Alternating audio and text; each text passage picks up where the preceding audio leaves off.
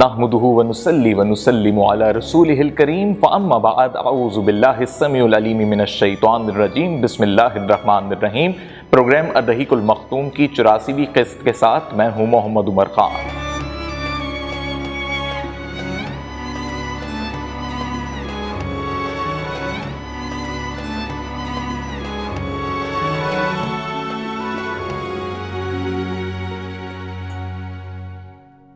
ناظرین اکرام، گزشتہ قسط میں ہم نے آپ کو غزوہ طائف کے حوالے سے بتایا، جس میں طائف فتح تو نہیں ہوا، لیکن صورتحال یہ بن گئی تھی کہ مسلمانوں کا روب دبدبہ اتنا بیٹھ گیا تھا کہ وہ بھی یہ چاہ رہے تھے کہ حنین میں جو ہم نے غلطی کر لی ہے، اب مسلمان بس ہمیں بخش دیں، یہاں سے چلے جائیں۔ تو آپ صلی اللہ علیہ وآلہ وسلم باہمی مشاورت کے بعد طائف سے روانہ ہوئے۔ اب حنین کے میدان میں جو اتنی بڑی تعداد میں مال غنیمت ہاتھ آیا تھا، اس میں آپ صلی اللہ علیہ وآلہ وسلم تقسیم میں تاخیر کر رہے تھے، اور بنیادی وجہ یہ تھی کہ آپ صلی اللہ علیہ وآلہ وسلم کی خواہش تھی کہ جن قبائل کے یہ سب مال اموال ہیں ان کے سردار آ جائیں، اور مکے کے جو بڑے بڑے اشراف ہیں ان کے توسط سے آ جائیں، تاکہ ان کے ساتھ بیٹھ کر ایک معاملہ کسی جانب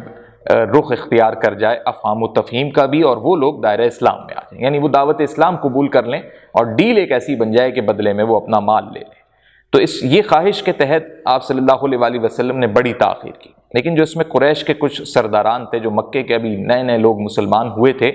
انہیں بڑی ہرس تھی، ان کی آنکھوں میں مال کی ایک ہرس دکھ رہی تھی کہ وہ اس مال کو چاہ رہے تھے کہ بس جلدی سے جلدی تقسیم ہو جائے۔ تو یہاں پر ایک سلسلہ جسے تاریخ میں مؤلفات القلوب کہا گیا ہے۔ مؤلفات القلوب کا مطلب ہے کہ دل جیتنے کے لیے آپ نے کوئی اقدام کیا۔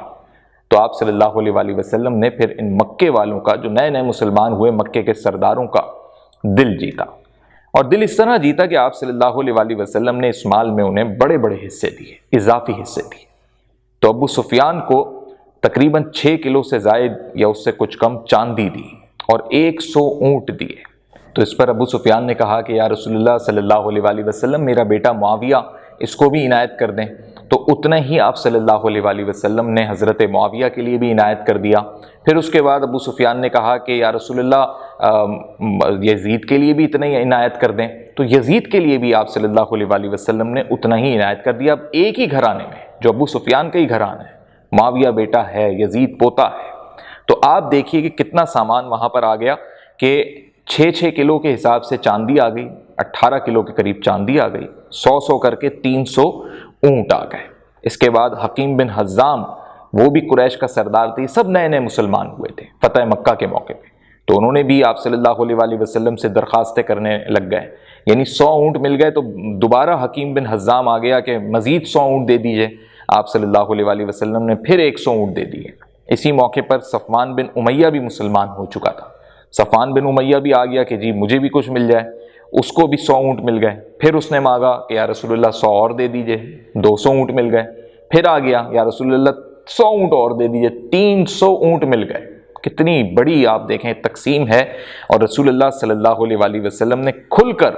یہاں پر تقسیم کی۔ حارث بن قلدہ بھی آ گئے، 100 اونٹ دیے گئے۔ مزید کچھ قریش کے اور بھی لوگ آ گئے، ان کو بھی 100 کر کے اونٹ دیے۔ دوسرے اور لوگ آئے، ان کو 50 40 اونٹ دیے۔ یہ مشہور ہو گیا کہ بھئی محمد صلی اللہ علیہ وآلہ وسلم عرب میں جو مکہ ہے، جو قریش ہے، یعنی جو ان کا اپنا آبائی علاقہ ہے، جو ان کے اپنے لوگ ہیں قریش کے، ان میں انہوں نے بے حد مال بانٹا ہے۔ اب جو بدو تھے، جو قریش کے لوگ نہیں تھے، یہ بھی اب مسلمان ہو چکے تھے، مسلمان صحابہ بھی اس میں شامل ہیں، لیکن ان کا جو ماضی تھا وہ بدو کہلاتے تھے، نجدی تھے، یعنی مختلف قبائل کے تھے۔ انہوں نے دیکھا رسول اللہ تو سارے ہی کچھ بانٹ کے ختم کر دیں گے، تو وہ ایسے جھمگٹا بنا کے رسول اللہ کی طرف چاروں اطراف سے دائرہ بنا لیا، اور درخواستیں یا رسول اللہ مجھے بھی دے دیں، یا رسول اللہ مجھے بھی کچھ دے دیں۔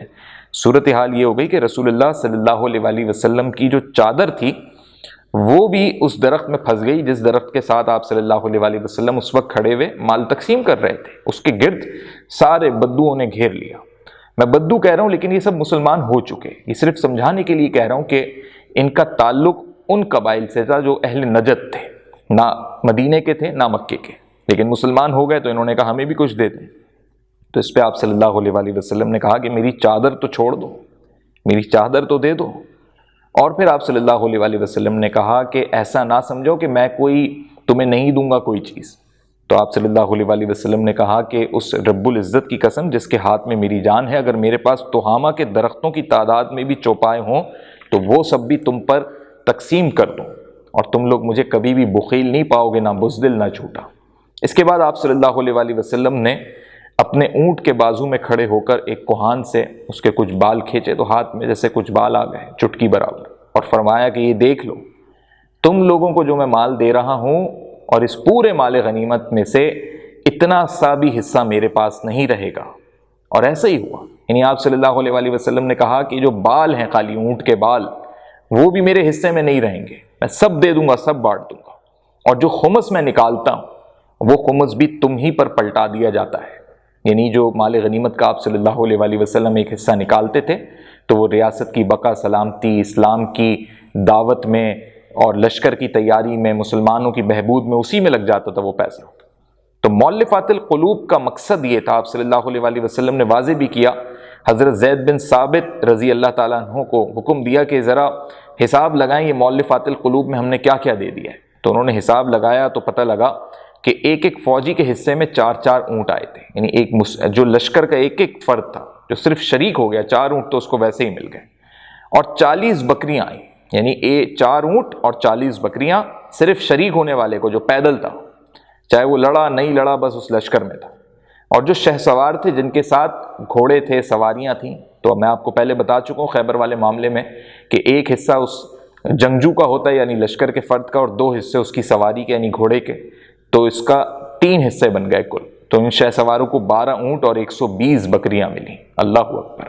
اتنی بکریاں، اتنے اونٹ، آج کی تعداد میں اگر ان کی قیمتوں کا تعین کیا جائے تو مالدار ہو گئے سب کے سب۔ اور یہ تقسیم اس وجہ سے کی، ایک سیاسی تقسیم تھی۔ وجہ صرف یہ تھی کہ رسول اللہ صلی اللہ علیہ وآلہ وسلم یہ جانتے تھے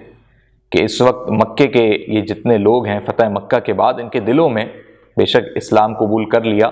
لیکن اب دلوں کو جوڑنا ہے، محبتیں پیدا کرنی ہے، اور ان کو یہ سمجھانا ہے کہ اسلام جو ہے وہ تمہاری بہتری کے لیے، اور ان کی طلب، ان کی ترجیحات ہمیشہ سے قریش کی یہ رہی، مال و متاع، یعنی زیادہ سے زیادہ مل جائے، اقتدار، عہدے، اعزاز۔ تو یہی آپ صلی اللہ علیہ وآلہ وسلم نے ان کو دے کر ان کے دل جیتے، اور بے شک ان کے دل جیتے، اور یہ لوگ پھر دائرہ اسلام میں تو آ ہی چکے تھے۔ لیکن ہوا یہ کہ جو انصاری صحابہ تھے، مدینے سے ساتھ آئے، فتح مکہ ہوئی، بیت رضوان کے وقت بھی تھے، اور جب حنین کے مقام پر ایک ایسی گھمسان کی جنگ چھڑ گئی کہ پورا لشکر ٹوٹ پھوٹ گیا، یعنی آگے پیچھے ہو گیا، تو انہی انصاری صحابہ کو آواز لگائی، اور پھر یہ فوراً سے بیشتر اڑتے ہوئے آئے تھے کہ آپ صلی اللہ علیہ وآلہ وسلم بلا رہے ہیں، فوراً پہنچو۔ تو انہوں نے ہی بڑا کردار ادا کیا، لیکن انہیں کچھ نہیں ملا۔ جب انہیں کچھ نہیں ملا تو ان کے دلوں میں خیال آئے گا، اور فطرت انسانی ہے کہ بھئی محمد بن عبداللہ نے، رسول اللہ صلی اللہ علیہ وآلہ وسلم نے سب کچھ اپنے خاندان والوں میں، اپنے لوگوں میں، اپنے مکہ والوں میں ہی بانٹ دیا۔ ہم مدینے سے ساتھ آئے، جنگ میں بھی ساتھ ساتھ رہے، اور ہمیں کچھ بھی نہیں ملا۔ ابن اسحاق نے ابو سعد خدری رضی اللہ تعالیٰ عنہ سے روایت کی ہے کہ جب رسول اللہ نے قریش اور قبائل عرب کو وہ عطیے دیے اور انصار کو کچھ نہ دیا، تو اب جی میں بڑی باتیں کرنے لگے، چہمے گوئیاں شروع ہو گئیں، اور بہت ایسی باتیں بھی کیں جو آپ صلی اللہ علیہ وآلہ وسلم تک حضرت سعد بن عبادہ رضی اللہ تعالیٰ عنہ نے جب پہنچائیں کہ یا رسول اللہ معاملات بہت بگڑ گئے، لوگ تو کیا کیا بول رہے ہیں۔ تو آپ صلی اللہ علیہ وآلہ وسلم نے کہا کہ سعد تم کیا کہتے ہو؟ تو انہوں نے کہا میں بھی تو انہی کے قبیلے کا ہوں، میرے دل میں بھی وہی خیال ہے کہ آپ نے کچھ بھی نہیں دیا ہمیں۔ تو آپ صلی اللہ علیہ وآلہ وسلم نے کہا اچھا ایسا کرو سعد، اپنے سارے انصاری بھائیوں کو، سارے انصاری صحابہ، مسلمانوں کو، مدینے والوں کو یکجا کرو۔ ایسا ہی ہوا کہ وہ سب یکجا ہو گئے اور آپ صلی اللہ علیہ وآلہ وسلم کے پاس تشریف لائے۔ یہ بڑا ایک پورا گروپ بن گیا۔ تو ان سے آپ صلی اللہ علیہ وآلہ وسلم نے خطاب کیا۔ یہ بڑا تاریخی خطاب ہے۔ ناظرین کرام، آپ کو دنیا کی حقیقت سمجھ آ جائے گی۔ بحیثیت مسلمان آپ کو اس خطاب سے یہ سمجھ آ جائے گا کہ ہم جو اس دنیا میں آئے ہیں سب بیکار ہے اگر اللہ اور اللہ کے رسول کی محبت نہیں ہے۔ آپ صلی اللہ علیہ وآلہ وسلم نے اپنے خطاب کے آغاز میں، اس خطاب کے 2 حصے ہیں، پہلے حصے میں، آغاز کے حصے میں وہ سارے واقعات بتائے، پہلے اہل مدینہ کو، انصاری صحابہ کو، ان مسلمانوں کو، کہ تم یاد کرو اس وقت کو جب تم پستی میں تھے، جب تم برائیوں میں تھے، جب تم ایک اللہ کی نہیں مانتے تھے، تمہاری سرزمین خون میں نہائی ہوئی تھی، ہر وقت قبیلے آپس میں لڑتے تھے، اور پھر اللہ نے تمہیں ہدایت دی، تم آئے میرے پاس، بیعت ہوئی، اور پھر میں جب تمہارے پاس مدینہ آیا اور وہاں پر اللہ نے تمہیں سرفرازی دی، بلندی دی، فتوحات دیں، اور پھر اللہ نے تمہارے مالوں میں بھی اضافہ کیا، اور پھر اللہ نے تمہیں عزت بھی بخشی، اللہ نے مدینے کو ہرا بھرا کر دیا، مدینے کی آب و ہوا میں اور مدینے کی زمین کے اندر اللہ نے برکتیں اور خوب رحمتوں کا نزول کیا، اور اللہ نے یہ سب تب کیا جب تم پہلے کچھ اور تھے، اور اب جب تم مسلمان ہوئے، یعنی رسول اللہ صلی اللہ علیہ وآلہ وسلم پر ایمان لائے، دعوت اسلام کو قبول کیا اور اللہ کے نبی کو آخری رسول مانا، تو یہ برکت اور فیوز اور یہ اللہ کا فضل اور کرم تب ہوا تم پہ۔ لیکن آپ دیکھیے کہ انسانی فطرت ہے، ڈائلاگ ہو رہا ہے، رسول اللہ بات کر رہے ہیں، آگے پورا انصاری صحابہ کا گروپ موجود ہے، تو آگے سے بات بھی ہو رہی ہے۔ آپ صلی اللہ علیہ وآلہ وسلم نے کہا کہ میرے کانوں تک یہ بات پہنچی ہے کہ چیمیں گوئیاں ہو رہی ہیں، بہت کچھ باتیں کہی جا رہی ہیں، میرے خلاف بھی کہا جا رہا ہے، آج جس سے جو بات کہنی ہے کھل کے میرے سامنے کہے۔ تو پہلے تو صحابہ کی ہمت نہیں ہوئی، تو رسول اللہ نے کہا کہ دو مجھے جواب، اگر کوئی بات ہے تو کہو۔ تو پھر انصاری صحابہ نے، یعنی انصار نے عرض کیا اور کہا یا رسول اللہ بھلا ہم آپ کو کیا جواب دیں، اللہ اور اس کے رسول کا فضل و کرم ہے، ہم سب آپ کی بات کو مانتے ہیں، لیکن آپ یہ بھی دیکھیے کہ آپ کی قوم نے آپ کو دھتکار دیا تھا، آپ کو جھٹلایا تھا، آپ کی نافرمانی کی تھی، اور آپ ہمارے پاس اس حالت میں آئے تھے جب وہ آپ کی تصدیق نہیں کرتے تھے، آپ کو بے یار و مددگار چھوڑ دیا تھا، اور ہم نے آپ کی مدد کی، اور ہم نے آپ کو اپنا رسول جانا، آپ کی کہی ہوئی بات پر ایمان لائے، اور ہم نے آپ کو ٹھکانہ دیا، اور نعوذ باللہ یہ بھی باتیں ہوئیں، کہنی نہیں چاہیے تھیں، لیکن تاریخ میں ہے کہ آپ صلی اللہ علیہ وآلہ وسلم محتاج تھے، ہم نے آپ کی غمخواری اور غم کساری کی۔ ناظرین کرام، اس وقت ان باتوں کو صرف انسانی فطرت کے تناظر میں دیکھیں تو آپ کو حقائق پہ مبنی یہ باتیں لگیں گی کہ حالات و واقعات تو اس وقت یہی تھے کہ رسول اللہ صلی اللہ علیہ وآلہ وسلم کے لیے مکہ میں رہنا مشکل تھا، نہ مال تھا، نہ مالی مستحکم پوزیشن تھی،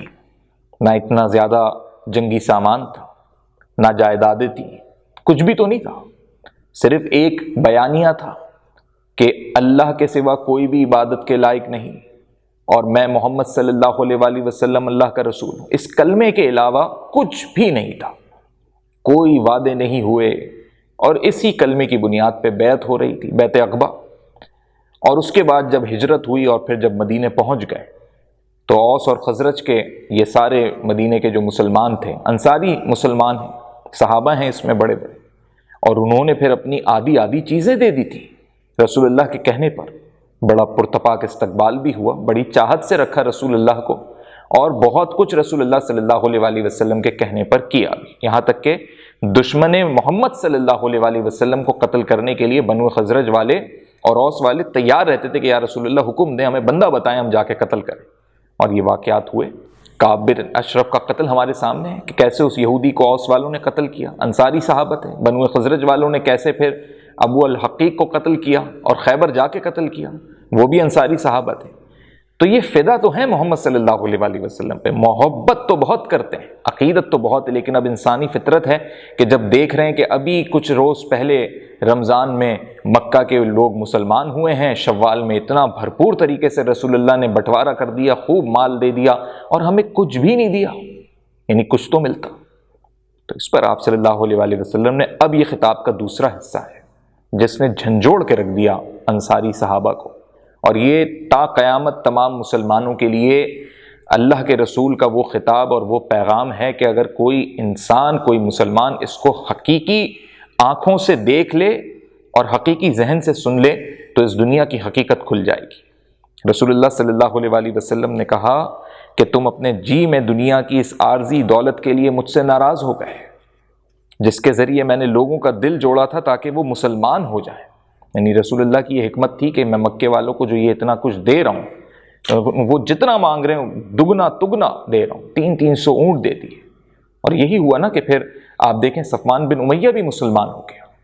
تو ان کی ترجیحات وہ تھیں، تو رسول اللہ نے ان کی ترجیحات دیکھتے ہوئے صرف اس لیے کہ وہ دائرہ اسلام میں آئے اس غرض سے دیا، اس غرض سے نہیں دیا رسول اللہ نے کہ یہ میرے اپنے لوگ ہیں، یا میری ان سے قرابت داری ہے، یا یہ میرا بچپن یہاں گزرا ہے، یا مکہ کے لوگ میرے ہیں، یا قریش میرا ہے، تو یہ میرے اور تیرے والا چکر نہیں تھا۔ صرف یہ بات تھی کہ اب جو ان کے بعد والی نسل ہے وہ اسلام پر قائم رہے۔ لیکن یہاں انصاری صحابہ نے جو سوچ لیا تو اس پہ رسول اللہ نے کہا کہ اے انصار، کیا تم اس سے راضی نہیں کہ لوگ اونٹ اور بکریاں لے کر جائیں اور تم رسول اللہ کو لے کر جاؤ؟ اللہ اکبر! یعنی یہ اونٹ، بکریاں، مال مویشی کیا ہے؟ آج ہے کل نہیں، ایک وقت ہوگا ختم ہو جائے گا، ایک وقت ہوگا انسان اس دنیا سے وفات پا جائے گا تو اس کے بچوں میں جائیداد تقسیم قبر میں نہیں لے کے جا سکتے، یہ سارا مال و متاع یہیں رہ جائے گا۔ تو انصار، کیا تم اس بات سے خوش نہیں کہ تمہارے لیے تو تمہارے سامنے رسول اللہ کھڑے ہیں کہ تم مدینے لے جاؤ مجھے اپنے ساتھ؟ اور جس کے ساتھ رسول ہو پھر تو دنیا بھی اس کی، آخرت بھی اس کی، جنت اس کی منزل ہے۔ تو اس پر سب کے سب انصاری صحابہ اتنا روئے، زاروں قطار روئے کہ ان کی داڑیاں بھیگ گئیں۔ رسول اللہ صلی اللہ علیہ وآلہ وسلم نے کہا کہ اس ذات کی قسم جس کے ہاتھ میں محمد کی جان ہے، اگر ہجرت نہ ہوتی تو میں بھی انصار ہی کا ایک فرد ہوتا۔ یعنی اب آپ رسول کی بھی محبت کا عالم دیکھیے کہ میری بھی انصاریوں، مدینے والوں، تم سے وہ محبت ہے کہ اگر ہجرت کا معاملہ ہوتا ہی نہیں تو میں بھی انصار ہی ہوتا، یعنی تم میں سے ہی ہوتا۔ اور پھر رسول اللہ صلی اللہ علیہ وآلہ وسلم نے کہا کہ اگر سارے لوگ ایک راہ چلیں اور انصار دوسری راہ چلیں تو میں بھی انصار ہی کی راہ چلوں گا۔ اللہ اکبر! یعنی یہ وہ محبت کا عالم ہے کہ رسول اللہ کہہ رہے ہیں کہ ساری مسلمان قوم کوئی بھی راستہ لے لے، لیکن اس پورے مسلمانوں میں انصاری مدینے کے مسلمان کہیں کہ نہیں ہم تو اس راستے سے جائیں گے، تو رسول اللہ بھی اس راستے پر آ جائیں گے، یعنی ان کے ساتھ جائیں گے۔ یہ وہ دلی لگاؤ ہے مدینے والوں سے محمد صلی اللہ علیہ وآلہ وسلم کا کہ جب مکہ بھی فتح ہو رہا تھا تو اس وقت بھی انصاری صحابہ اور مسلمانوں نے کہا کہ اب پتہ نہیں رسول اللہ واپس جائیں ہمارے ساتھ یا نہیں، تو اس پر آپ صلی اللہ علیہ وآلہ وسلم نے کہا کہ میں مدینے ہی جاؤں گا تمہارے ساتھ، میرا گھر وہی مسجد نبوی میں میرا حجرہ ہے، وہی میرا مقام، کیونکہ آپ صلی اللہ علیہ وآلہ وسلم کی محبت مدینے والوں سے ہے اور مدینے والوں کی محبت بھی آپ صلی اللہ علیہ وآلہ وسلم سے ہے۔ اور یہ ایسی پرخلوص محبت ہے، ایسی روشن اور تابناک محبت ہے، ایسی بے مثال محبت ناظرین کرام کہ آج 1400 سے زائد سال گزرنے کے باوجود بھی، یعنی آپ سمجھ لیں کہ ہم 1444 ہجری کے اندر ہیں، ہم یہ کہہ سکتے ہیں کہ 1450 سال گزرنے کے باوجود بھی مدینے آپ جائیں تو آپ کو وہاں کی فضاؤں میں، وہاں کے لوگوں میں اور وہاں کی آب و ہوا اور ماحول میں محبت محسوس ہوگی، عقیدت محسوس ہوگی، لوگوں کا نرم رویہ اور شائستگی محسوس ہوگی، اور مدینے میں جا کے دربار نبی صلی اللہ علیہ وآلہ وسلم میں لبوں سے کچھ نہ بھی مانگیں، صرف دل میں آپ سوچیں تو آپ کو محسوس ہوگا کہ آپ کی بات وہاں تک پہنچ رہی ہے، اور پیغام الہی کے ذریعے آپ کو یہ بھی محسوس ہوگا کہ اللہ کا نبی آپ کی بات سن بھی رہا ہے۔ یہ وہ جگہ ہے مدینہ جو محبت پر اب منحصر ہے۔ تو اتنا روئے صحابہ کہ ان کی داڑیاں تر ہو گئی، اور پھر سب نے کہا کہ یا رسول اللہ ہم سے غلطی ہو گئی، ہم راضی ہیں کہ آپ ہمارے حصے میں آپ ہیں، اور ہم خوش نصیب ہیں کہ ہمارے حصے میں اللہ نے رسول اللہ صلی اللہ علیہ وآلہ وسلم کو رکھا۔ اس کے بعد ناظرین کرام مال غنیمت تقسیم ہو گیا۔ اب جب مال غنیمت تقسیم ہو گیا تو جن کا یہ اصل مال تھا، وہ جو مشرکین میں شامل قبائل تھے، اس میں بنو حوازن ایک بڑا مشہور قبیلہ تھا، ان کا بھی مال اس میں شامل تھا۔ بعد میں جب انہیں پتہ لگا مال غنیمت تقسیم ہو گیا، ان کے 14 افراد آپ صلی اللہ علیہ وآلہ وسلم کی خدمت میں حاضر ہوئے اور کہا کہ ہم اسلام قبول کرنا چاہتے ہیں، مسلمان ہونا چاہتے ہیں۔ ان پر اسلام پیش کیا گیا، مسلمان ہو گئے۔ پھر انہوں نے کہا کہ ہم چاہتے ہیں کہ ہمارا مال اور ہمارے قیدی لوٹا دیے جائیں۔ یہ اسی شرط پر مسلمان ہوئے تھے۔ تو اب ہوا یہ کہ رسول اللہ صلی اللہ علیہ وآلہ وسلم جو جانتے تھے، اور تاخیر پہلے آپ صلی اللہ علیہ وآلہ وسلم اسی لیے کر رہے تھے مال غنیمت کی تقسیم میں کہ یہ لوگ آ جائیں، لیکن انہوں نے آنے میں تاخیر کی، مال تقسیم ہو چکا تھا۔ تو آپ صلی اللہ علیہ وآلہ وسلم نے کہا کہ مجھے یہ بتاؤ کہ تم لوگوں کے نزدیک تمہارے بال بچے زیادہ محبوب ہیں یا مال؟ تو انہوں نے کہا کہ مال تو اتنا اہمیت نہیں رکھتا، یقینی بات ہے ہمارے لوگ، بال بچے، عورتیں، یہی زیادہ ہمارے لیے محبوب ہیں۔ تو پھر آپ صلی اللہ علیہ وآلہ وسلم نے انہیں ترکیب بتائی، کیونکہ اب یہ سب یا تو قیدی بنا کے کسی کے حوالے کر دیے گئے ہیں، مال تقسیم ہو گیا، اب لینا مشکل مرحلہ ہے۔ تو آپ صلی اللہ علیہ وآلہ وسلم نے کہا کہ کل جب ہم ظہر کی نماز پڑھ لیں گے تو آپ لوگ کھڑے ہو کر یہ کہنا کہ ہم رسول اللہ کو مومنین کی جانب سے سفارشی بناتے ہیں، اور مومنین کو رسول اللہ کی جانب سفارشی بناتے ہیں کہ آپ ہمارے قیدی ہمیں واپس کر دیں، یعنی صرف قیدیوں کا مطالبہ کرنا۔ یہی ہوا، اگلے روز انہوں نے نماز ظہر ادا کی اور اس کے بعد انہوں نے یہی کہا کہ ہم رسول اللہ کو مومنین کی جانب سے سفارشی بناتے ہیں اور یہ درخواست کرتے ہیں کہ ہمارے قیدی واپس کر دیں، اب چونکہ ہم مسلمان ہو چکے ہیں۔ تو اب صورتحال یہ ہوئی کہ آپ صلی اللہ علیہ وآلہ وسلم نے ان کے جواب میں سب کے سامنے کہا کہ جہاں تک اس حصے کا تعلق ہے جو میرا ہے اور بنی عبد المطلب کا ہے تو وہ تو تمہارے لیے ہے، اور میں ابھی لوگوں سے پوچھ لیتا ہوں۔ تو اس پر انصار، مہاجرین سب نے اٹھ کے کہا کہ جو کچھ ہمارا ہے وہ سب رسول کا، اگر رسول اپنی طرف سے اپنا مال، اپنے سب قیدی دے رہے ہیں تو پھر ہم بھی رکھنے کے مجاز نہیں۔ لیکن ناظرین کرام، یہاں پر ایک اختلاف پیدا ہو گیا، اور بہت سے اس میں ایسے لوگ تھے جو مختلف قبائل کے تھے، مسلمان ہو گئے تھے، مسلمانوں کے ساتھ نماز پڑھ رہے ہیں، اور انصار مہاجرین نے تو کہہ دیا کہ جیسا رسول کہیں گے ویسا ہم کر لیں گے، اور جو رسول دے رہے ہیں پھر ہم بھی نہیں رکھیں گے، ہم بھی مال مویشی قیدی سب لوٹا دیں گے۔ لیکن اس کے بعد اقرا بن حابس نے کہا جو کچھ میرا اور بنو تمیم کا ہے، بنو تمیم سے تعلق رکھتا تھا، اس نے کہا کہ وہ آپ صلی اللہ علیہ وآلہ وسلم کے لیے نہیں، استغفر اللہ، آپ صلی اللہ علیہ وآلہ وسلم نے خود دیا ہے، خود تقسیم کیا، لیکن مال کا لالچ ایک ایسی چیز ہے کہ انہوں نے دینے سے انکار کر دیا، جبکہ یہاں مال بھی نہیں مانگ رہے، صرف یہ کہا جا رہا ہے کہ جو قیدی ہیں وہ واپس لوٹا دو۔ اسی طرح عباس بن مرداس نے کہا جو کچھ میرا اور بنو سلیم کا ہے، اب یہ بنو سلیم سے تعلق رکھتا تھا، تو اس نے کہا وہ بھی آپ صلی اللہ علیہ وآلہ وسلم کا نہیں۔ تو اس پر بنو سلیم نے کہا کہ جی نہیں، جو کچھ ہمارا ہے وہ بھی رسول اللہ کا ہے، یعنی اس کے اپنے ہی قبیلے کے اندر یہ ایک قسم کی اختلاف ہو گئی کیفیت۔ اور اوینا بن حسن نے کہا کہ جو کچھ میرا اور بنو فزارہ کا ہے، وہ بنو فزارہ سے تعلق رکھتا تھا، تو اس نے کہا وہ بھی آپ صلی اللہ علیہ وآلہ وسلم کے لیے نہیں۔ تو تین ان قبائل کے لوگوں نے اپنے حوالے دے کے کہا کہ ہم تو جیسے قیدی واپس نہیں دیں گے۔ تو اس پہ رسول اللہ صلی اللہ علیہ وآلہ وسلم نے کہا کہ دیکھو بھائی، یہ لوگ مسلمان ہو کر آئے ہیں، اور اسی غرض سے میں نے ان کی قیدیوں کی تقسیم میں تاخیر بھی کی تھی، لیکن اب چلو ہو گیا ہے، اور اب یہ لوگ آ گئے تو اپنے بال بچے، اپنی عورتیں یہ مانگ رہے ہیں، اب ان کو واپس کر دو اور باخوشی واپس کر دو۔ کتنا اچھا تمہارا یہ طرز عمل ان کے ذہنوں پہ جائے گا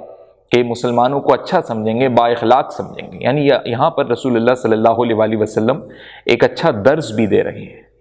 لیکن یہ لوگ نہیں مانے۔ بالآخر آپ صلی اللہ علیہ وآلہ وسلم نے کہا کہ بھائی جو ابھی یہ سب لوٹا دے گا تو میں اس شخص کو ایک کے بدلے 6 دوں گا، اگلا جو بھی مال غنیمت آئے گا۔ تب جا کے یہ لوگ مانے اور پھر باخوشی تیار ہوئے، اور اس میں بھی ایک شخص ایسا تھا ناظرین کرام کہ وہ آخر تک اڑ گیا، اس کا نام عینہ بن حسن تھا، بنو فزارہ والا، کہ اس نے کہا کہ نہیں میں تو اپنے غلام نہیں دوں گا، حالانکہ اس کے قبائل کے لوگوں نے دے دیا، اور اپنا ذاتی طور پہ اس نے ایک بڑھیا کو غلام بنا لیا تھا، ایک بوڑھی عورت کو، تو اس کو بھی واپس نہیں دینا چاہ رہا تھا۔ تو اس پہ رسول اللہ نے کہا کہ بھائی سارے قیدیوں کو واپس دینا ہے، اور آخر میں پھر بڑی مشکل سے صحابہ نے اس کو منایا تو یہ بھی مان گیا۔ تو اب پھر سارے قیدیوں کو واپس لوٹا دیا گیا جو کہ بنو حزان کے تھے یا بنو حوازن کے تھے، اور ان کو پھر چادریں بھی دی ان قیدیوں کو،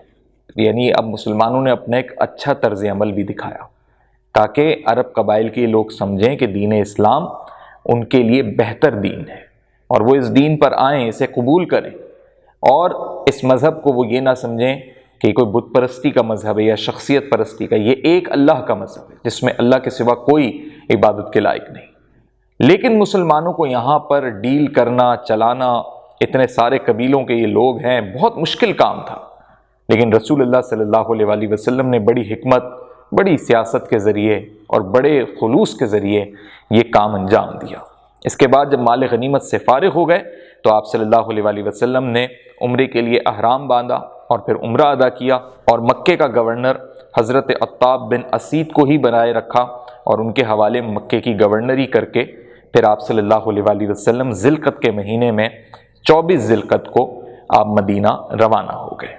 تو یہ اتنی بڑی فتح تھی، فتح مکہ، کہ اس کے بعد پھر حنین کا واقعہ، اس میں بھی فتح ملی، طائف میں چلیں اسے فتح نہیں کیا، لیکن اب طائف والے بھی چپ ہو کر بیٹھ گئے۔ اور اس کے بعد جب یہ تقسیم ہوئی مال غنیمت، تو یہ اتنا بڑا اور مشکل مرحلہ تھا کہ اس کو بڑی خوش اسلوبی سے آپ صلی اللہ علیہ وآلہ وسلم نے لوگوں کے ساتھ ڈیل بھی کیا اور مکے والوں کا دل بھی جیتا، انصار کو بھی اپنے ساتھ جوڑے رکھا اور دیگر جو قبائل کے لوگ تھے ان کو بھی خوش رکھا۔ تو بڑا مشکل کام ہوتا ہے ایک لیڈر کے لیے کہ اپنے ساتھ چلنے والے تمام لوگوں کو خوش رکھنا سب سے مشکل کام ہے، اور نہ صرف لیڈر بلکہ خاندان کا بھی کوئی بڑا ہو تو خاندان کے تمام افراد کو خوش رکھنا، ان کی مراد کے فیصلے کرنا، ان کی مرضی کے مطابق چلنا بھی اور ان کے حساب میں ان کو فائدہ دینا بھی، یہ بڑا ہی مشکل اور کٹھن مرحلہ ہوتا ہے کہ جہاں تنازعات آ جائیں۔ تو اس متنازع مرحلے کو بھی آپ صلی اللہ علیہ وآلہ وسلم نے اپنی دانش مندی سے، اپنی حکمت سے، اور سب سے بڑھ کے یہ کہ اپنی خوش اخلاقی کے ساتھ اس مرحلے کو گزار لیا۔ اب آپ صلی اللہ علیہ وآلہ وسلم مدینے کی طرف روانہ ہو چکے ہیں، لیکن فتح مکہ کے بعد زکوٰۃ کا ایک پورا نظام ہے اسلام کا، جو قریبی قبائل اب مسلمان ہو چکے ہیں ان سے زکوٰۃ حاصل ہونی ہے۔ اگلی قسط میں ہم آپ کو بتائیں گے اس کے لیے کیا ترتیب دیا گیا، اور ساتھ یہ بھی بتائیں گے کہ فتح مکہ کے بعد کچھ چھوٹی